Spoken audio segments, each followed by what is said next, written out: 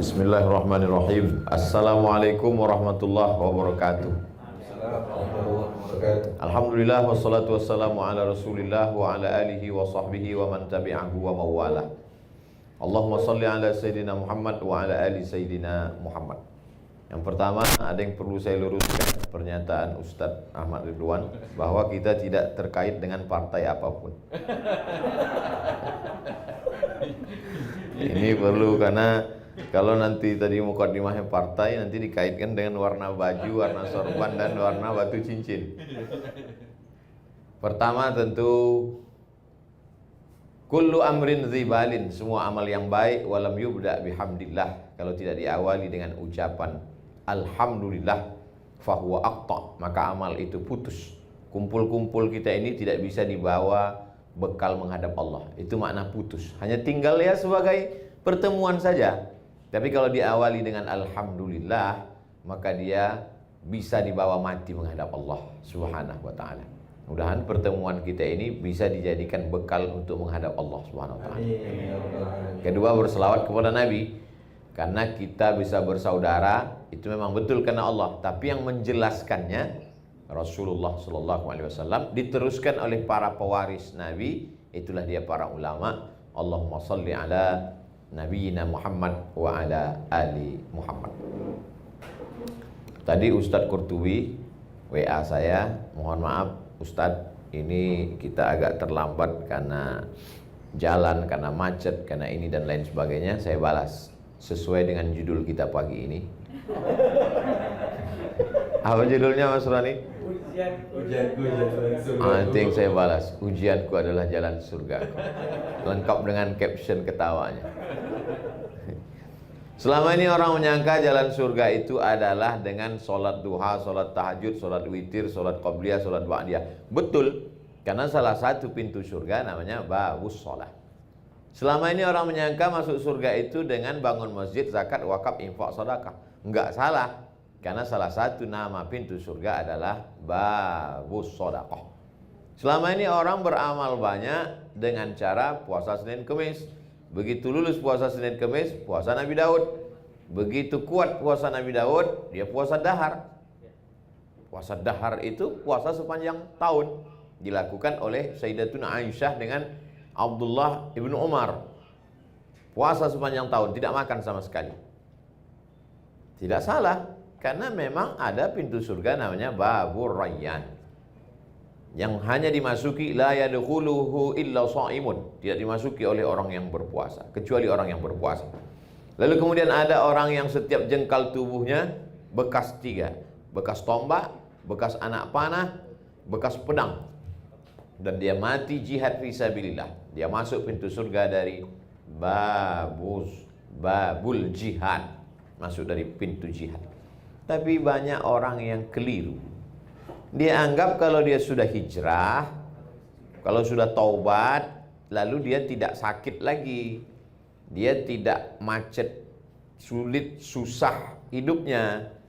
Jadi banyak itu yang mengeluh ke saya pakai nomor baru, karena kalau nomor lama ketahuan. Ustadz, dulu saya sebelum hijrah adem ayem hidup saya. Setelah hijrah begitu pergi, helm hilang. Jadi kita akan salah bicara karena kita salah berpikir. Salah berpikir itu menyebabkan kita akan salah bicara, salah beramal, salah berbuat, gara-gara kita salah berpikir. Kita menganggap kalau sudah hijrah nggak sakit, kalau sudah hijrah nggak rugi, kalau sudah hijrah nggak diuji lagi. Maka ada satu pintu surga namanya Babur Radin, bab ridha. Ridha menerima ketetapan Allah Subhanahu wa taala. Dan itulah pintu yang paling tinggi. Semua penghuni surga ketika sudah masuk surga ditanya Allah Subhanahu wa taala, "Madza turidun?" Kalau bahasa kampung kami, what do you want? Penghuni surga Ustaz Ridwan pura-pura nggak tahu aja. Wahai penghuni surga, kamu mau apa sekarang? Kamu sudah dapat surga yang dulu kamu inginkan, kamu sudah. Madza turidun? Kamu mau apa lagi? Lalu penghuni surga menjawab, ada satu yang kami inginkan, kami belum dapat. Apa itu? Ridhaka, ridha. Jadi yang paling tinggi adalah ridha. Makanya dalam Al-Quran itu setelah Allah bercerita tentang jannatin tajri min tahtihal anhar, ada taman-taman surga, kebun-kebun mengalir, sungai-sungai, wa azwajum mutahharatun, istri yang suci-suci, lalu kemudian wa masakinat thayyibah, tempat-tempat yang cantik-cantik, indah, semuanya lengkap. Wa ridwanum minallahi akbar, ada yang lebih besar daripada itu semua, yaitu ridha. Hanya saja penggunaan katanya di Indonesia selalu salah. Selalu dipakai ikhlas. Ya udahlah, ikhlaskan aja. Ikhlas bukan di situ letaknya. Ikhlas itu ketika sholat karena Allah, puasa karena Allah, itu ikhlas. Kalau plong menerima ketetapan Allah, itu namanya bukan ikhlas, ridha. Tapi kita udah terlanjur salah, ya udahlah, kita teruskan aja kesalahan itu. Ya udah, nggak apa-apa. Yang penting dia ngerti, dia paham. Sama seperti silaturahim. Silaturahim yang benar itu, kalau saya dengan Ustadz Ridwan, itu yang tepat adalah ukhuwah. Karena kita bersaudara, tidak ada hubungan. Yang silaturahim itu neneknya satu, ibu bapaknya saudaranya, saudara kandung, nanti ketemu pada rahim neneknya. Pertemuan cucu-cucu itu disebut dengan silaturahim. Tapi kita udah terlanjur buat silatnas, silaturahim nasional. Ya udah, kita teruskan aja kesalahan itu. Nggak apa-apa. Kalau dalam istilah kamus bahasa Arab namanya khotok syai'. Sudah salah tapi sudah terlanjur populer. Nah, saya terus terang biasa pengajian di Jakarta biasa-biasa aja, tapi hari ini serasa mengaji di luar negeri. Coba lihat di baliho belakang. Masya Allah. Di mana gitu? Tolong nanti yang ngambil foto dari belakang. Jadi ada satu yang paling tinggi adalah ridha menerima ketetapan Allah. Tapi saya tidak ingin pengajian ini dipotong. Saya tidak ingin setelah kajian ini komunitas Mas Roni, komunitas Pak Arman, komunitas kita semua, jamaah Ustadz Ridwan yang menonton ini tiba-tiba pas nanti evaluasi, gimana program-program bisnis kita ke depan? Ya udahlah, kita ridho aja. Bukan itu makna ridho. Kita punya motor, motornya dibawa kajian, sampai di tempat kajian diparkir. Lalu kemudian stangnya dikunci, ban depannya diikat pakai rantai besi, ban belakangnya juga diikat ke pohon pinang, pohon palem. Begitu keluar kajian, pohon palemnya disinsu orang. Maka saat itu yang bisa kita lakukan hanya ridha. Kita pukul pipi kita sampai pecah, kita tarik rambut kita, itu tidak akan kembali. Maka satu-satunya yang bisa kita lakukan adalah ridha. Ridha setelah usaha. Itu bedanya Ahlus Sunnah dengan Jabariyah. Sedangkan Jabariyah, satu kelompok, dia tidak ada usaha. Tenang aja. Abang nggak kerja, terserah Allah aja. Mana tahu ada suami ibu-ibu yang mazhabnya Jabariyah. Ibu nggak usah perlu marah, diamin aja. Abang nggak kerja, terserah Allah aja. Nanti pas jam 12, jam 1 dia minta makan siang, ibu balikin. Masakan kita mana? Terserah Allah, bang. Balas. Itu namanya mazhab Jabariyah. Kalau Ahlus Sunnah tidak begitu. Ada namanya al-kasbu wal ikhtiar. Kita sudah jadikan bahasa Indonesia itu ikhtiar, usaha. Setelah berusaha ternyata tidak sesuai dengan keinginan kita, saat itu Allah ingin menempatkan kita di satu makom. Makom artinya level, tempat. Makom itu tempat. Makom Ibrahim, tempat berdiri Ibrahim. Sampai tempat kita makom kuburan. Maqamam mahmuda. Kalau kamu tahajud di waktu malam, asa ayyab'asaka rabbuka maqamam mahmuda. Allah akan tempatkan engkau di tempat yang terpuji. Maqam artinya tempat. Level kita tinggi, namanya maqam ridha, menerima ketetapan Allah Subhanahu wa taala. Sebetulnya nabi-nabi itu ditempatkan Allah di atas maqam ridha. Coba lihat Nabi Ibrahim alaihissalam. Diuji menghadapi ayah kandung Azar. Kalau menghadapi Abu Lahab, Abu Jahal, dan abu-abu lainnya, tak perlu disebut, nanti makin populer. itu biasa. Tapi menghadapi abi, kalau menghadapi abu biasa. Tapi kalau menghadapi abi, bapakku sendiri, maka itu makamnya tinggi.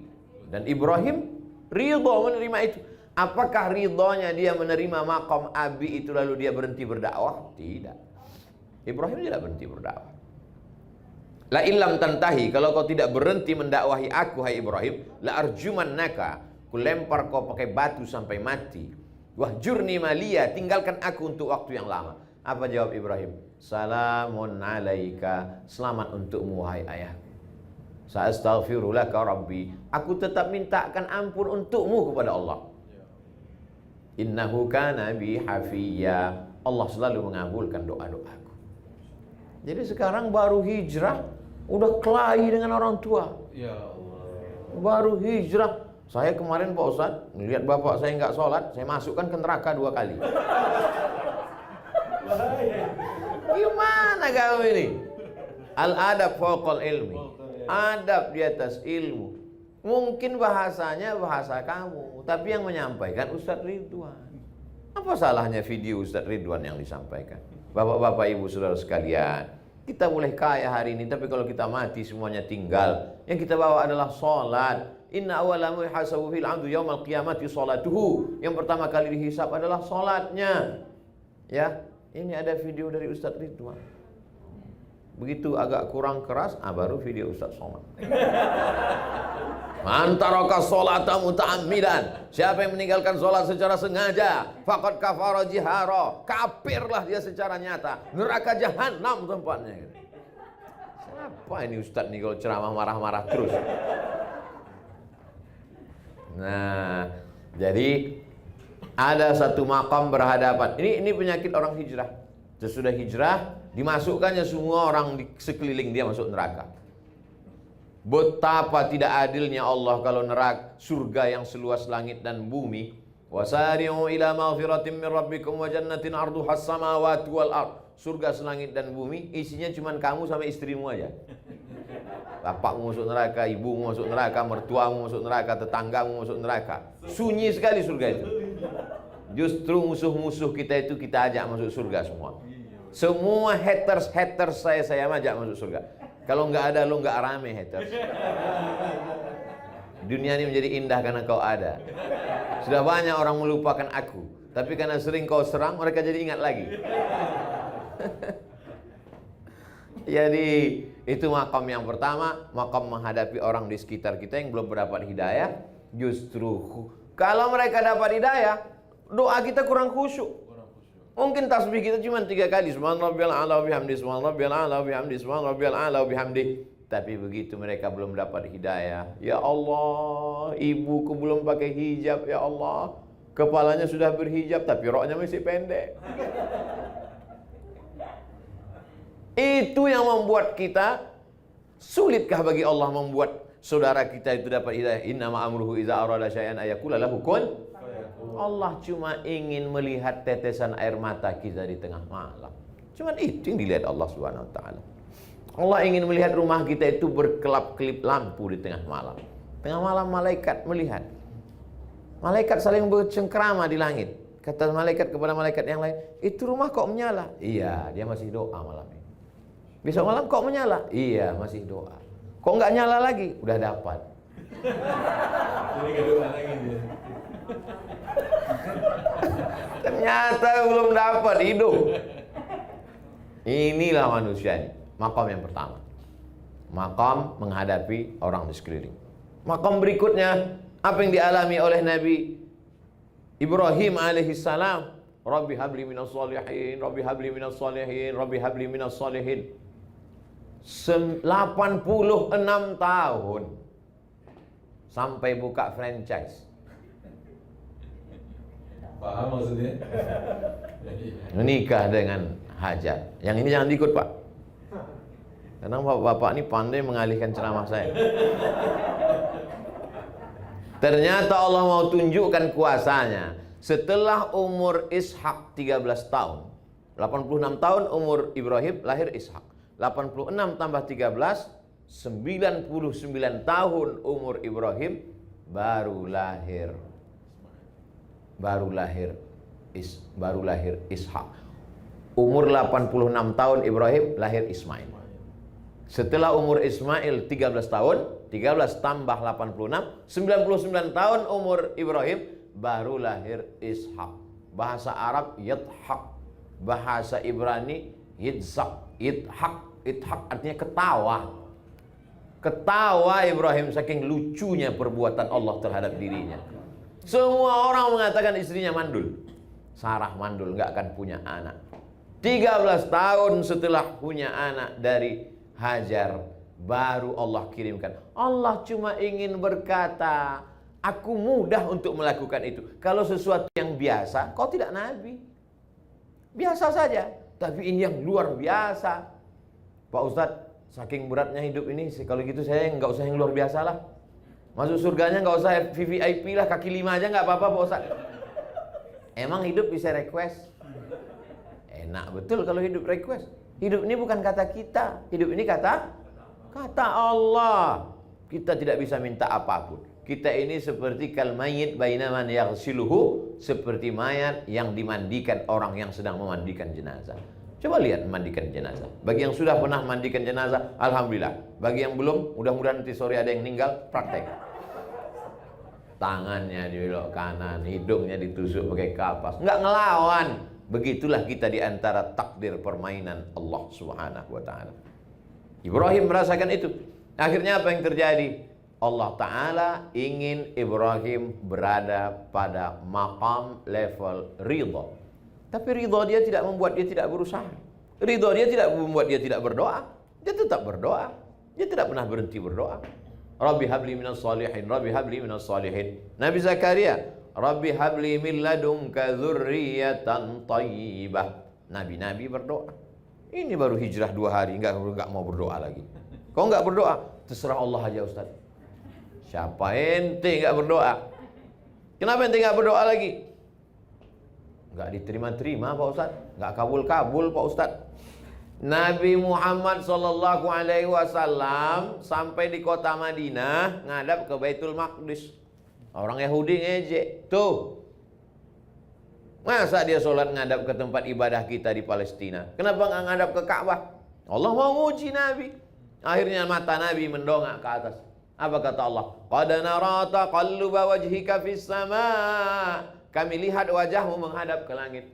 Falanuwalliyannaka qiblatan tardaha. Kami akan menghadapkan arah kiblat sesuai yang kau inginkan. Turunlah ayat di bulan Sya'ban. Fawalli wajhaka syatral masjidil haram. Hadapkanlah wajahmu ke arah Masjidil Haram. Berapa lama Nabi menghadapi ejekan, cacian, makian, bully dari haters Yahudi itu? 17 bulan. 17 bulan, 16 sampai 17 bulan dicaci maki. Barulah pindah arah solat ke arah kiblat Ka'bah Al-Musyarrafah di Makkah Al-Mukarramah. Ada ujian. Padahal kalau mau Nabi Muhammad itu tinggal berdoa. Wala saufa yu'tika rabbuka fatarda. Apapun yang kau mau ku kasih ya Muhammad. Tapi bukan masalahnya kemauan kita, tapi kemauan Allah Subhanahu wa taala. Kesalahan orang hijrah selalu memaksa Allah untuk mengikut keinginan dia. Dianggapnya Allah itu tukang legalisir. Dia mau, kita mau fotokopi ini diakui oleh dinas pendidikan. Karena kita mau fotokopi ini diakui dinas pendidikan, kita bawa ke kepala sekolah supaya dilegalisir. Kita anggap Allah tukang legalisir. Kita mau, lalu kita paksa Allah ingin mengikuti kemauan kita. Ketika Allah tidak mengikuti kemauan kita, kita katakan, tak bermakna hijrahku. Hijrah apa hijrahmu? Ini penting memahami pemahaman yang benar. Hijrah adalah ketika Ibrahim berkata, Hanifan musliman wa ma ana minal musyrikin. Hanifan condong kepada Allah. Selama ini condongnya kepada ayah, selama ini condongnya kepada anak, selama ini condongnya kepada harta, selama ini condong itu apa sih Pak Ustadz? Miring. Miring itu apa sih Pak Ustadz? Cenderung. Cenderung itu Pak Ustadz, pahamilah sendiri, payah betul ceramahnya. Selama ini miringnya, cenderungnya, condongnya kepada materi, kepada dunia. Setelah itu dia cenderung mengikut Allah Subhanahu wa ta'ala. Jadi sekarang orang selalu berpemahaman, kalau saya sudah pindah, Allah sudah pilihkan saya jalan, maka Allah berikan saya yang mulus-mulus, yang nyaman-nyaman, yang enak-enak, yang mudah-mudah saja. Faksusil qasasa, ceritakan kisah-kisah itu wahai Muhammad. La'allahum yatafakkarun, supaya mereka berpikir. Makanya namanya kita sebut 4 kali. Allahumma shalli ala sayyidina Muhammad wa ali Muhammad kama shallaita ala Ibrahim wa ala ali Ibrahim. Allahumma barik ala sayyidina Muhammad wa ala ali Muhammad kama barakta ala Ibrahim wa ala ali Ibrahim. Ibrahim tidak pernah hidup di zona aman dalam perjalanan hidup Ibrahim. Dari mulai pindah dari Babel. Asalnya Ibrahim itu di Babel. Babel itu Babilonia, bukan Bangka Belitung. Dari Babilonia mau pindah ke Palestina, diperiksa di perbatasan. Di perbatasan diperiksa. Di situ ada seorang penguasa yang mengambil siapa saja yang punya istri yang bagus, cantik, cakep, diambil sama penguasa. Jadi memang penguasa ini unik-unik hobinya. Dia anak gadis nggak mau, bini orang aja yang mau diambil. Maka ketika Ibrahim pindah lewat di situ, pas ditanya Nabi Ibrahim, ini perempuan ini siapa? Kata Nabi Ibrahim menjawab, ukhti, my sister. Ini saudari saya. Setelah lewat pemeriksaan, Sarah komplain. Aku kan istrimu, kata Sarah. Kenapa kau bilang aku saudarimu?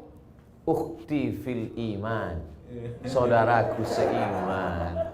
Karena kalau aku jawab istriku itu penguasanya jahat, nanti kau diambilnya. Ini menjadi jawaban bagi ibu-ibu. Mana tahu kebaca HP bapak, atau pas lagi jalan di mall, ini siapa? Ini saudari saya. Gak ada bocoran dulu. Saudara yang dimuliakan Allah Subhanahu wa taala, ada maqam. Apa tujuan Ustadz bercerita tentang Nabi Ibrahim? Supaya ketika kita menyebut nama Ibrahim, kita tahu bahwa Ibrahim tidak pernah berada pada zona nyaman. Berhadapan dengan ayah kandung, lulus. Berhadapan dengan orang. Ring 1 lulus, sekarang ring 2. Masyarakat sekitar.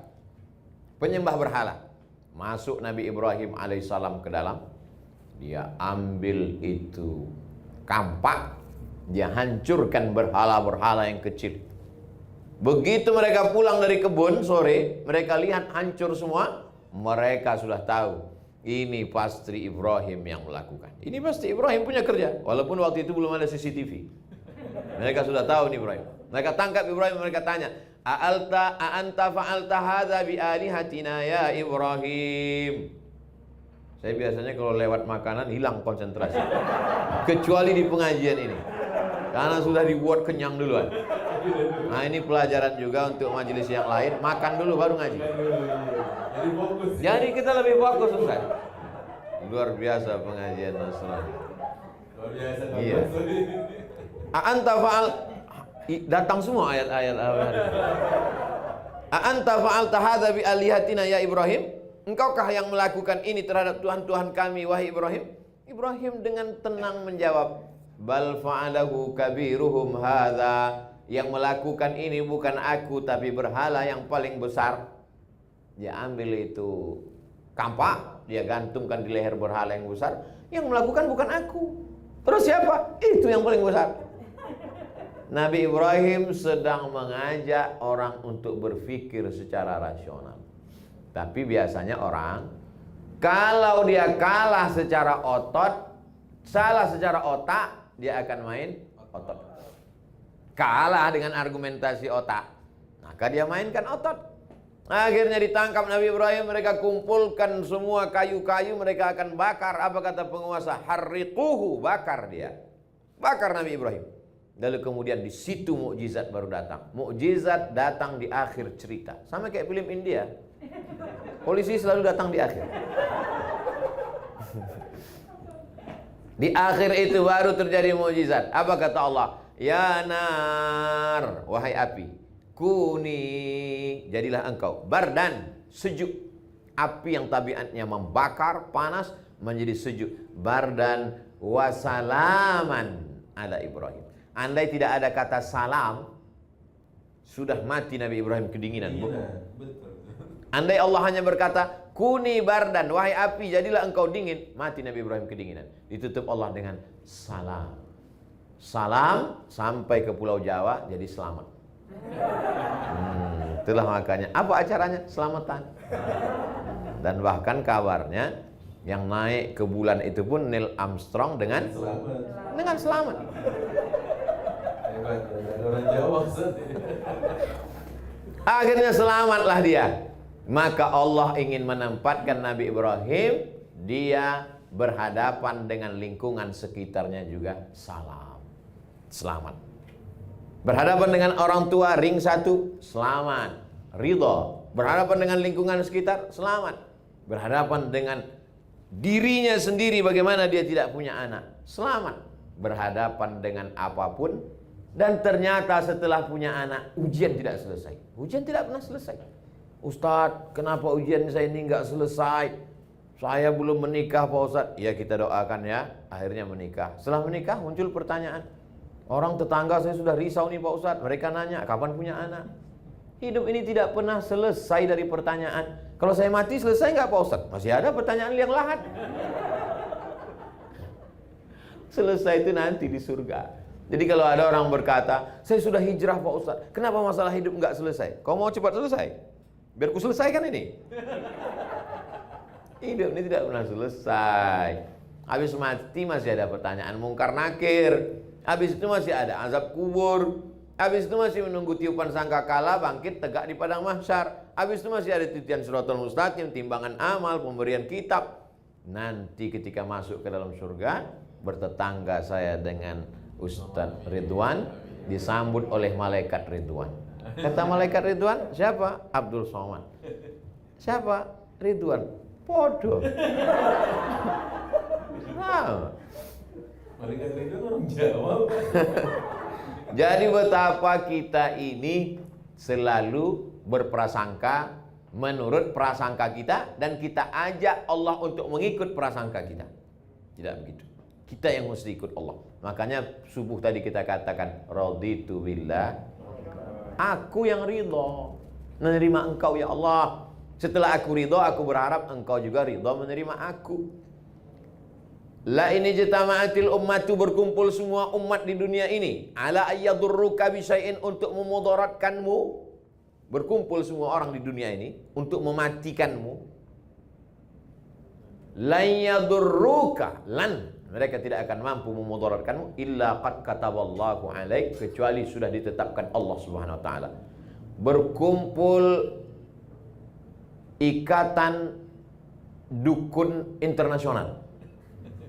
Dari mulai David Copperfield sampai semua-semuanya yang lokal. Saya tidak sebutkan nama-nama yang lokal, saya takut mereka semuanya aliansi dukun se-Indonesia melaporkan saya ke Mabes. Saya mulai agak hati-hati ceramah sekarang. Berkumpul semua dukun-dukun santet untuk menyantet Abdul Somad. Kalau tidak, kata Allah, apakah akan terjadi? Tidak. Makanya kata Syekh Muhammad At-Mutawalli Asy-Sya'rawi, sehebat-hebat yang bisa dilakukan musuhmu adalah hanya menepati takdir Allah. Sehebat-hebat yang dilakukan musuhmu adalah menepati takdir Allah. Kalau tidak, kata Allah, maka tidak. Saya masih bingung Pak Ustadz. Masa perbuatan mereka itu adalah takdir Allah, ketetapan Allah SWT? Tidak ada daun yang jatuh, tidak ada ranting yang patah, tidak ada yang mati, tidak ada yang tersakiti, tidak ada satupun yang terjadi di luar dari kuasa Allah. Siapa yang mengatakan bahwa itu di luar kuasa Allah, berarti rusak tauhidnya, rusak akidahnya kepada Allah Subhanahu wa ta'ala. Jadi kalau kita kena, berarti itu juga adalah ujian, dan yang diinginkan Allah dari ujian itu adalah ridho menerima ketetapan Allah. Tapi jangan setelah ridho lalu tidak berubah. Kau sudah panggil ustaz untuk meruqyah, enggak, saya ridho aja sampai mati Pak Ustaz. Ruqyah, panggil Ustaz Ridwan. Ustaz Somad bisa ruqyah? Bisa. Tapi kadang jinnya ada yang takut, ada yang enggak. Saya sedang jalan.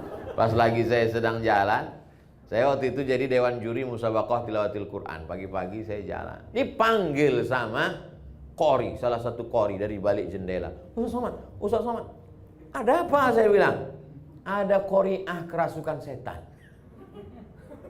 Saya mau pergi. Saya kan nggak pernah murukyah karena saya ceramah. Mau pergi, cuman gengsi. Masa LCMA pergi meninggalkan? Ada apa saya bilang? Ini, saya lihat dia rukyah, diambilnya botol, dia bacakan. Allahu la ilaha illa huwal hayyul qayyum la ta'khudhuhu sinatun wa la naum. Perempuan itu matanya melotot, ketawa cekikikan.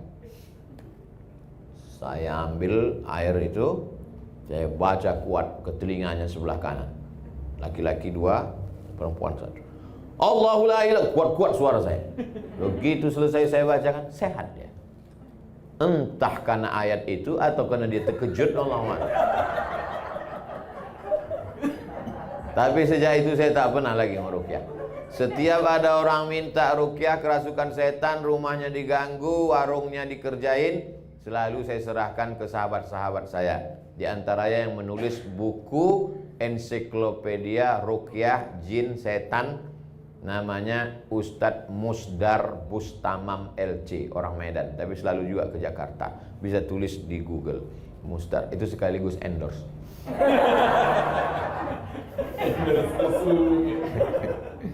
Kemarin dia mau WA saya. Saya diminta memberikan kata pengantar buku dia yang terbaru tentang jin. Saya bilang saya sudah beberapa kali mengendorse buku antum. Supaya buku ini lebih menarik, bagusnya minta endorse sama jin Ifrit. Tapi dia tetap minta juga. Tadi dalam perjalanan dari airport kemari, saya sempat tuliskan endorse.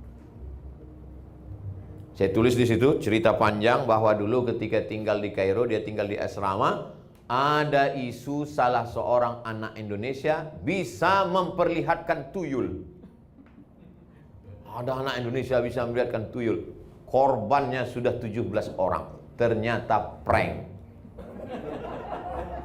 Jadi si Anu ini ustadz juga sekarang, cuman saya nggak sebutkan namanya untuk menjaga nama baiknya.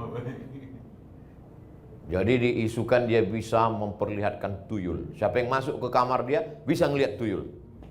Kalau masuk ke kamar dia, dimatikan lampu, dihidupkannya lilin. Bawa piring. Lalu piring itu diletakkan di atas lilin. Setelah itu piringnya dibalik, dibacakannya mantra-mantra, lalu diusapkan ke muka. Alhamdulillahirabbil alamin. Setelah itu dihidupkan lampu. Tuk, mana tuyulnya? Ah, tengok ke kaca. Kan hitam kan? Kan tadi piringnya diletakkan di lilin. Kan hitam. Setelah itu alhamdulillahirabbil alamin, habis itu hidupkan lampu. Mana tuyulnya? Ah, kau tengoklah ke kaca. Ah, itulah tuyulnya. Korban yang pertama tidak mau bercerita sebelum dapat korban berikutnya. Akhirnya korbannya 17 orang. Dan 17 orang itu ada datanya. Ustadz-ustadz besar sekarang. Tentu tidak kita sebutkan korban-korban. Dan ada pula korbannya itu mahasiswa Afrika. Mahasiswa Afrika agak sulit sedikit. Karena ketika dilihat nggak berpengaruh warna arang itu. Saya cuma ingin mau menceritakan bahwa kalau sudah cerita masalah jin, tuyul, nyi blorong, sundil bolong, santet, sulit orang untuk tidak percaya. Itu ada. Kalau tidak ada yang namanya santet itu, tidak akan mungkin dalam Quran ada satu surat namanya surat Al-Falaq. Qul a'udzu birabbil falaq min syarri ma khalaq wa min syarri ghasiqin idza waqab wa min syarri naffatsati fil 'uqad. Nafasat, nafasa meniup-niup dengan sedikit air liur. Nafasa yang fusu. Fil uqad, pada simpulan tali. Perempuan yang suka meniup-niup pada simpulan tali. Jadi kalau dia benci sama ibu, sama bapak, diambil rambut ibu, rambut bapak, lalu diikat di simpulan tali, lalu di simpulan tali itu ditiup-tiup. Kenapa disebut perempuan? Karena memang biasanya tukang sihir itu perempuan. Makanya ada istilah nenek. Nenek sihir enggak laki-laki, perempuan. Yang banyak tukang sihir laki-laki dalam film Harry Potter. Ada laki-laki, tapi umumnya perempuan tukang sihir. Sihir itu ada. tapi kita diajarkan untuk melindungi diri. Makanya baca maksurat, diambil dari kata asar, doa-doa berdasarkan Quran dan Sunnah. Baca habis subuh, baca habis maghrib, pembuka hari pagi, pembuka malam habis maghrib. Nggak bisa habis maghrib, habis isya. Nggak bisa habis isya, mau tidur malam, Al-Fatihah sekali, Qul huwallah 3 kali, Qul a'udzu falaq sekali, Qul binas sekali, ayat kursi sekali, tiup telapak tangan. Itu maksurat yang paling pendek. Yang paling panjang baca buku maksurat, tiupkan telapak tangan, hembuskan ke wajah, ke kepala, tanam di rumah pohon sidir. Beli pohon sidir, pohon bidara, sidir. Pohon sidir ditanam. Ustaz ada tanam? Ada. Kalau terjadi sesuatu, ambil 7 helai, ditumbuk pakai batu atau digosok, dimasukkan ke air, dibacakan ayat-ayat ruqyah, ditiupkan, disiramkan. Ini semua itu menunjukkan bahwa gangguan jin, setan, hantu ada. Lain padang, lain belalang, lain lubuk, lain ikannya, lain tempat, lain namanya. Di sini lain namanya, di sana lain namanya. Kalau yang tinggi besar, begu ganjang namanya. Kalau yang pendek, tuyul. Kalau yang nggak bisa jalan, suster ngesot. Itu semua jin, hantu, setan. Kalau tidak ada santet itu, tidak akan mungkin ada. Orang barat yang tidak percaya kepada dunia magic pun percaya. Buktinya ada, black magic. Black magic bukan berarti ada white magic. Itu menunjukkan bahwa sihir ada. Dan kita disuruh minta perlindungan Allah SWT. Mungkin doa kita sama, tapi hati kita tak sama. Hati kita kotor. Maka minta perlindungan dari para ustadz. Minta nomor-nomor dari Ustadz Ridwan, siapa yang spesialisasi di bidang ruqyah, di bidang doa. Kalau ada sahabat yang sakit, apakah Nabi itu semuanya hanya bekal ruqyah doa saja? Tidak. Nabi menyuruh sahabat berdoa kepada Haris bin Kaldah. Haris bin Kaldah itu adalah seorang alumni dari Jandisabur Persia. Siapa dia? Dokter. Jadi kalau hari ini ada orang tidak mau berobat ke dokter, kamu gak ke dokter? Gak Pak Ustadz, bid'ah wa kullu bid'atin dhalalah. Berobat ke dokter. Nabi juga menganjurkan obat herbal. Mana contoh hadis tentang herbal? Alaikum bisyifa, ini hendaklah kamu berobat dengan 2, al-asal wal Quran. Asal, madu, Al-Quran. Habbatu sauda syifa'un min kulli da'. Habba sauda, jintan hitam, obat dari segala macam penyakit. Kalau kami dulu di Mesir dibeli habba sauda itu 1 kilo, dimasukkan ke gelas, dimasak sebanyak air gelas, ditunggu kering sampai setengah. Air yang setengah itu diminum. Nah sekarang tidak perlu lagi, sudah ada kapsul, sudah ada disuling minyak, sudah ada macam-macam, maka bubuk sudah ada, maka kita tinggal berobat. Semua cara, sudah makan herbal, madu, habba sauda, sudah pakai kostul indi, sudah pakai doa ruqyah, minta pada kiai guru habib, sudah juga. Sebetulnya apa yang diinginkan Allah? Baru kita paham, Allah cuma ingin kita dapat pahala berusaha berobat. Dan Allah ingin kita mendapat pahala yang lebih tinggi daripada mati syahid, lebih tinggi daripada haji mabrur, lebih tinggi daripada jihad, yaitu pahala ridho, menerima ketetapan Allah Subhanahu wa taala. Saya tidak tahu salat subuh tadi saya diterima Allah apa tidak. Saya tidak tahu haji saya itu diterima Allah jadi haji mabrur apa tidak. Saya tidak tahu apakah sedekah saya itu ikhlas atau tidak. Tapi saya tahu bahwa saya diridhoi Allah atau tidak. Begitu kata Imam Al-Qushairi dalam kitab Ar-Risalah Al-Qushairiyah. Sahabat-sahabatnya yang mendengar heran. Dari mana kau tahu bahwa kau diridhoi Allah? Aku tahu bahwa aku diridhoi Allah. Dari mana kau tahu? Apa tandanya? Ketika aku ridho menerima ketetapan Allah, saat itulah aku tahu bahwa aku sedang diridhoi Allah. Kalau kita ridho dengan ketetapan Allah, sesungguhnya kita sedang diridhoi Allah. Man radhiya falahu ridha wa man sakhita falahu sukhtu. Siapa yang ridha menerima ketetapan Allah, dia dapat ridha Allah. Siapa yang murka, gelisah, melawan, maka sesungguhnya dia pun sedang berada dalam murka Allah SWT. Sampai-sampai diancam Allah. Man lam yartadha bi qada'i, siapa yang tidak ridha menerima takdirku, wa lam yasbir bi bala'i, tidak sabar menerima ketetapanku, falyatlub rabban siwaya, carilah Tuhan selain aku. Ancaman yang luar biasa. Mau nyari Tuhan kemana lagi? Kita berkata tiap hari asyhadu alla ilaha illallah. Mau cari Tuhan selain dia, la syarikalah, tiada sekutu. Makanya puncak tertinggi adalah ridho. Tapi yang enak itu ceramah tentang ridho. Pas ketika berhadapan, ayatnya hilang, hadisnya terbang. Lalu siapa yang menasihati Abdul Somad? Ustadz Ridwan. Makanya ada watawasau bil haq, saling menasehati. Saya juga punya perjalanan hidup yang luar biasa, macam-macam yang saya hadapi. Sebagiannya terekspos Bapak Ibu baca ikuti, sebagiannya saya rasakan sendiri. Mengadunya kemana? Kepada Allah Subhanahu wa ta'ala. Kalau sudah tidak ada lagi manusia ini yang bersedia untuk mendengar kita, berbisiklah ke tanah, makhluk langit akan mengaminkan doa-doa. Bukan dapat saya dari hadis, dari grup WhatsApp. Berbisiklah ke tanah supaya makhluk-makhluk langit mengaminkan doa-doa. Yastaghfir lahu man fis samawati wal ard. Ada makhluk langit yang memintakan ampunan kepada engkau, kepada Allah untuk engkau. Dan begitu juga dengan makhluk bumi. Untuk siapa? Untuk orang yang ridha, kemudian ridhonya itu menjadi inspirasi dan dia mengajarkan kebaikan buat orang banyak. Tapi saya sejujurnya Mas Roni, untuk ceramah tentang bagaimana umat ke depan, bagaimana politik Islam, itu saya lebih suka daripada diajak ceramah tentang ridho. Karena biasanya ujiannya cash and carry. Berat. Ujiannya biasanya datang.